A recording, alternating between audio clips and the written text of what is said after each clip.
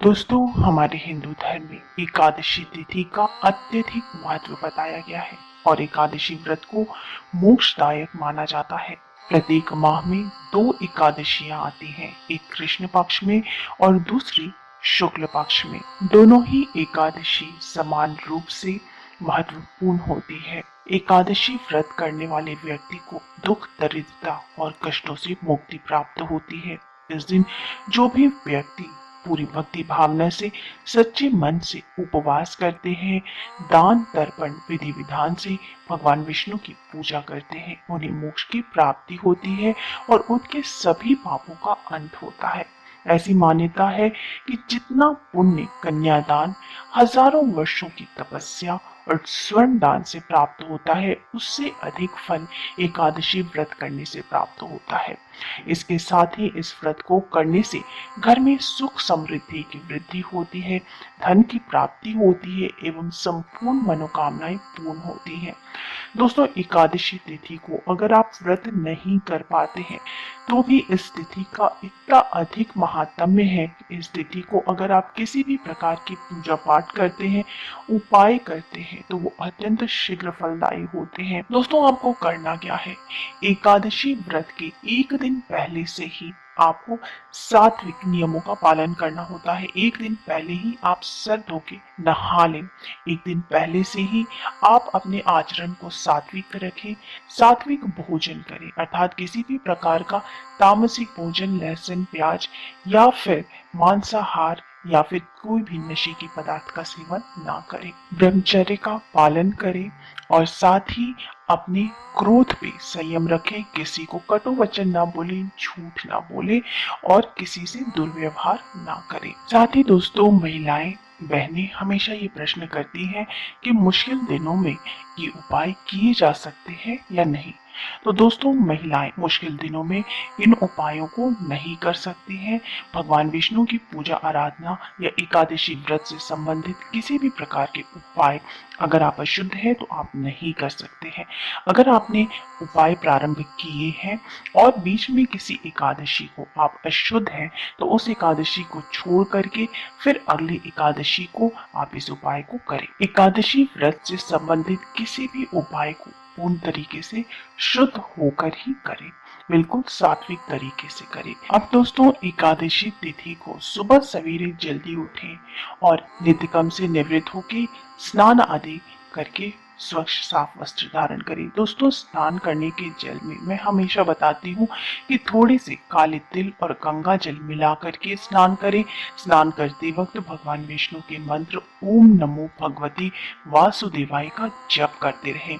इस प्रकार से करने से कहा जाता है शरीर के साथ साथ आत्मा की भी शुद्धि होती है।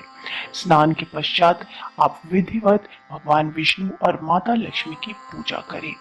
भगवान विष्णु और माता लक्ष्मी की एक साथ पूजा करने से दोनों की कृपा प्राप्त होती है और घर में सुख समृद्धि की वृद्धि होती है। भगवान विष्णु की पूजा में कुछ बातों का आपको विशेष ध्यान रखना चाहिए।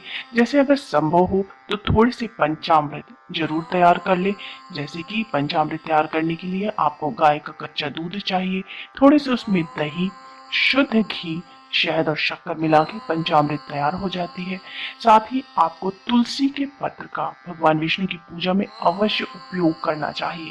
तुलसी के पत्र एकादशी के दिन तोड़ना निषिद्ध है, मना है, तो आप एक दिन पहले ही तुलसी पत्र तोड़ के रख लें। भगवान विष्णु की पूजा में जहाँ तक संभव हो पीले वस्तुओं का प्रयोग करें। पीले फल, पीले प्रसाद, पीले वस्त्र और पीले पुष्प भगवान विष्णु को अर्पित करें। दोस्तों, ऐसी मान्यता है कि एकादशी के दिन भगवान विष्णु को पीले फूलों की माला अर्पण करने से हर प्रकार की मनोकामना पूर्ण होती है। ये उपाय आप अपने घर में भी कर सकते हैं और अगर आपके घर के पास कोई लक्ष्मी नारायण का मंदिर हो तो इस उपाय को आप मंदिर में जाकर भी कर सकते हैं। भगवान विष्णु की विधिवत पूजा आराधना करने के पश्चात भगवान विष्णु के मंत्र ओम नमो भगवते वासुदेवाय का यथासंभव तुलसी की माला से जप करें। आप माता लक्ष्मी की कृपा प्राप्ति के लिए श्री सूक्त का भी पाठ कर सकते हैं, पुरुष सूक्त का पाठ करें, भगवत गीता का पाठ करें और इसके बाद आपको भगवान विष्णु की आरती करनी है और क्षमा प्रार्थना करना है। दोस्तों, एकादशी के दिन तुलसी की भी पूजा अवश्य करनी चाहिए। भगवान विष्णु की पूजा के उपरांत तुलसी में जल अर्पित करें, तुलसी को धूप दीप दिखाएं, प्रसाद अर्पित करें और माँ तुलसी से प्रार्थना करें। दोस्तों, एक बहुत ही कारगर उपाय बताया गया है जो आपको एकादशी के दिन करना चाहिए, शाम के समय प्रदोष काल में। तो दोस्तों, आपको करना क्या है कि शाम के समय प्रदोष काल में तुलसी के पौधे के पास गाय के शुद्ध घी का एक दीपक प्रज्वलित करें। उसके बाद तुलसी की 11 बार आप परिक्रमा करें। परिक्रमा करते हुए भगवान विष्णु के मंत्र ओम नमो भगवते वासुदेवाय का जप करते रहें। इस प्रकार परिक्रमा करने के पश्चात भगवान विष्णु और माता लक्ष्मी से प्रार्थना करें, माँ तुलसी से प्रार्थना करें, अपनी मनोकामना कहें। दोस्तों, ये उपाय अत्यंत सरल है परंतु बहुत ही कारगर और सिद्ध बताया गया है। इस उपाय को प्रत्येक एकादशी को दोहराने से घर में सुख समृद्धि की वृद्धि होती है और किसी प्रकार का संकट नहीं होता। हमेशा घर परिवार में माता लक्ष्मी और भगवान विष्णु की कृपा बनी रहती है, धन आगमन के नए रास्ते खुलते हैं। इसके साथ ही दोस्तों, तो आपको भगवान विष्णु और माता लक्ष्मी के मंदिर जरूर जाना चाहिए। वहां पे भगवान विष्णु और माता लक्ष्मी को पीले पुष्प माला अर्पित करें, पीले वस्त्र अर्पित करें, प्रसाद अर्पित करें, धूप दीप दिखाएं और वहीं पर बैठ करके आप भगवान विष्णु के मंत्र का जप करें, माता लक्ष्मी के श्री सूक्त का जप करें, माता लक्ष्मी से और भगवान विष्णु से कृपा बनाए रखने की प्रार्थना करें। यह अत्यंत कारगर उपाय है दोस्तों। अगर आप इसको हर एकादशी को दोहराते हैं तो आपको फर्क साफ नजर आता है। आपके घर में धन की वृद्धि होती है और सुख शांति बनी रहती है। दोस्तों, एक और उपाय है, वो उपाय है कि एकादशी के दिन आप पीपल के वृक्ष की पूजा अवश्य करें। पीपल के वृक्ष में सभी देवी देवताओं का वास माना जाता है। तो एकादशी के दिन आप पीपल के वृक्ष में तिल मिला हुआ जल अर्पित करें, पीपल के वृक्ष की 7 बार परिक्रमा करें और ओम नमो भगवते वासुदेवाय मंत्र का जप करते रहें।